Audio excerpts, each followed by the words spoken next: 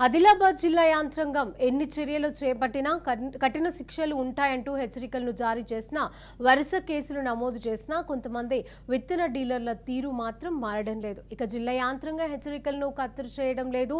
ఇక కలెక్టర్, ఎస్పీలు, ఉన్నతాధికారులు తనిఖీలతో హడలెత్తించిన రైతులు విత్తనాల కోసం గోసపడినా పట్టించుకోవడం లేదు. మేమింతే మారమంతే అనేలా జిల్లాకు చెందిన ప్రముఖ విత్తన డీలర్లు అక్రమాలను యథేచ్ఛగా సాగిస్తున్నారు. ఆదిలాబాద్ పట్టణంలోని శివాజీ చౌక్ స్టేషన్ రోడ్డులోని ఆదిత్య సీడ్ షాప్ యాజమాని సోర్తి రమేష్, మహారాష్ట్రలోని నాందేడ్ జిల్లా లోహ తాలూకా అరణ్వాడి గ్రామానికి చెందిన గోవింద్ నాగోరావుకు విత్తనాలు విక్రయించాడు. ఇక విత్తన ప్యాకెట్ల ధర 864 రూపాయలు ఉండగా కబడ్డీ రకం విత్తనాలను 1100 రూపాయలకు ఒక బ్యాగు చొప్పున విక్రయించాడు. మన జిల్లా రైతులకు ఈ డిమాండ్ ఎక్కువ ఉన్నదో RCH 659 రాశి 2 మన ఈ సీడ్ అందరు రైతులకు రావాలన్న ఉద్దేశం కొద్దీ పైన విత్తన కంపెనీలతో మాట్లాడి, పై అధికారులతో మాట్లాడి ఇవన్నీ తెప్పియడం జరుగుతుంది.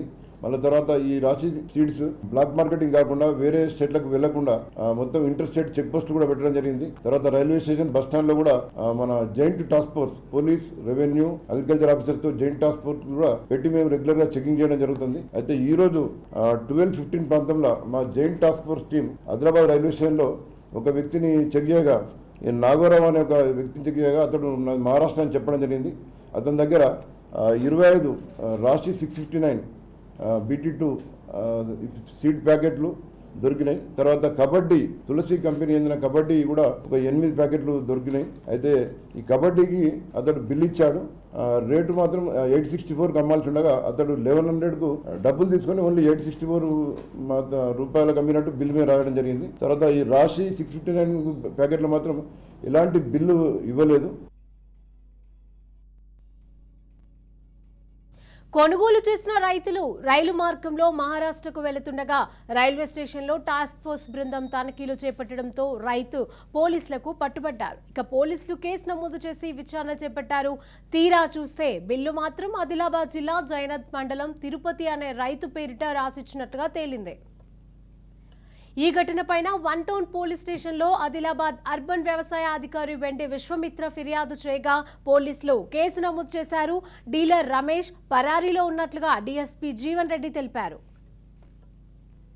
వెరైటీలో తీసుకెళ్తున్నాడన్న ఇన్ఫర్మేషన్ రావడంతో మా joint task force team, police, వ్యవసాయ, అగ్రికల్చర్ సంబంధించిన జాయింట్ టాస్క్ ఫోర్స్ టీం వాళ్ళని రైతుని ఆపి చెక్ చేయగా అందులో పత్తి విత్తనాలు కనిపించడంతో వెళ్ళి మేము చెక్ చేశాము.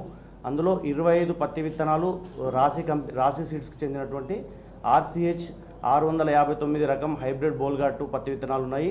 అట్లనే 8 కబడ్డీ తులసి సీడ్స్కి సంబంధించినటువంటి కబడ్డీ అనే రకం హైబ్రిడ్ బోల్గాటు పత్తి విత్తనాలు ఉన్నాయి. వాటికి సంబంధించిన వివరాలను ఆ రైతు, మా మహారాష్ట్ర రైతు ఎవరైతే ఉన్నారో గోవింద నాగోరావు దేవకతే అనే రైతుని ప్రశ్నించగా ఆయన ఏం చెప్పాడంటే, ఈ ఏవైతే పత్తి విత్తనాలు ఉన్నాయో ఇవి స్టేషన్ రోడ్లో, శివాజీ చౌక్లోని స్టేషన్ రోడ్లో ఉన్నటువంటి Aditya seeds pesticides and fertiliser షాప్లో తీసుకున్నామని చెప్పాడు. ఆయనకు సంబంధించినటువంటి ఒక పేరు పెట్టేసేసి బిల్ ఇచ్చాడు. అందులో కూడా మొత్తం ఆయన దగ్గర ఉన్నటువంటి మొత్తం పత్తి విత్తనాలకు ఇవ్వకుండా కేవలం కబడ్డీకి సంబంధించినటువంటి 8 పత్తి విత్తనాల ప్యాకెట్లకు మాత్రమే బిల్ ఇచ్చాడు.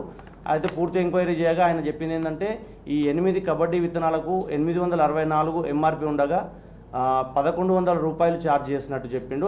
మన ప్రభుత్వం మన రైతులకు మన విత్తనాలు అందాలా అన్న సదుద్దేశంతో మనం పనిచేస్తున్నప్పుడు ఇట్లాంటి మోసపూరితమైన, నమ్మకద్రోహమైన చర్యలు చేస్తున్నటువంటి Aditya seeds pesticide and fertilisers పైన మేము చర్య తీసుకోవాల్సిందని సార్ వాళ్ళకు విజ్ఞప్తి చేస్తాం.